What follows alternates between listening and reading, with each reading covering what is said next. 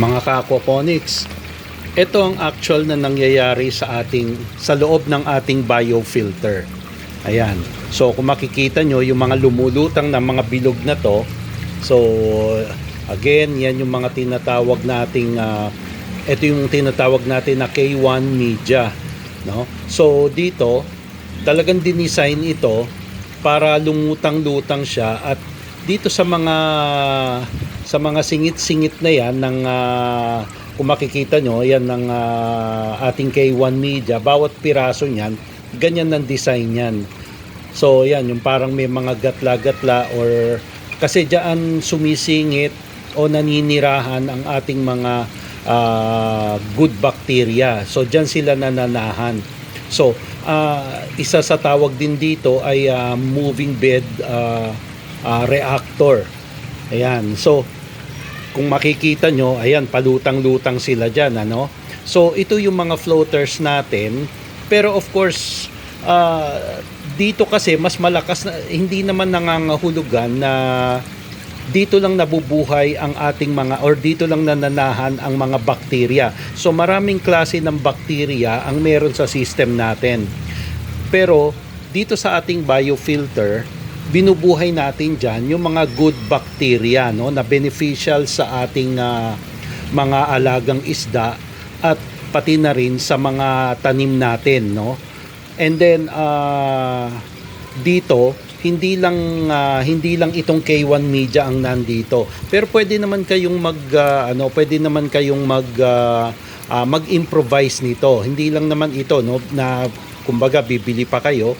Kung pwede, alam nyo yung mga takip ng mga soft drinks na plastic, basta't food grade siya, yung mga halimbawa takip ng Coke, yung mga 1.5, basta't mga plastic, no? So pwede yun. So basta't hindi siya kinakalawang, at hindi ang pinanggalingan niya, hindi siya pinantakip sa mga flammable chemicals, basta't food grade. Yung mga takip ng soft drinks, yan. Takip ng suka, yan, pwede yan, no? Wag lang yung mga takip ng asido. Yan, pwede natin silang ihalo dito, kasi nakako-contribute din sa ating mga sa paggawa at pagbuhay natin sa mga good bacteria na binubuo natin dito sa ating biofilter. Now, hindi lang ito yung mga floaters natin. Ngayon, sa ilalim nito, merong tinatawag na, ayan, ito, yung mga ceramic rings. Ayan. Okay? So, ito naman, ito yung nasa ilalim. Hindi sila lumulutang, pero nananatili lang sila sa ilalim, at kung makikita nyo yung mga butas-butas na yan, dyan din sila nananahan. Okay? At nabubuhay. Kaya, itong biofilter natin, hindi basta-basta ito nililinis. In fact, hindi natin sila pwedeng linisin, kasi once na nandyan na sila, yung mga good bacteria, talagang bahay na nila yan, no? So ang gagawin na lang natin is bibigyan natin sila ng oxygen, yung tamang oxygen, para mabuhay sila at dumami. Okay? So again, sa paggawa nito ng biofilter, ang kailangan lang natin, maski nga ito, yung mga net, ayan, ewan ko kung makikita nyo, no? May mga net akong nilagay dito, pero pinantakip ko lang sa butas nitong outlet, papalabas dito sa ating papunta sa ating DWC grow beds. Okay? So basta't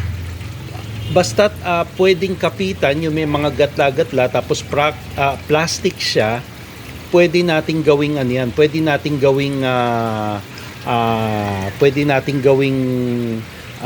or gamitin para sa ating biofilter. In fact, ang biofilter natin hindi lang dito. Kung may mga gas-gas itong wall ng ating drum, pumapasok din sila doon, nananahan din sila doon. So talagang hanggat maaari, yung mga bakterya na yun, doon sila mananahan, at hanggat may oxygen, no, mabubuhay sila doon, at hindi sila mamamatay. Pero the moment na tanggalan natin sila ng oxygen at hindi na running yung water, no, hindi na umaagos ang tubig, that's the time na mawawalan sila ng oxygen at doon na magi-start silang unti-unting mamatay.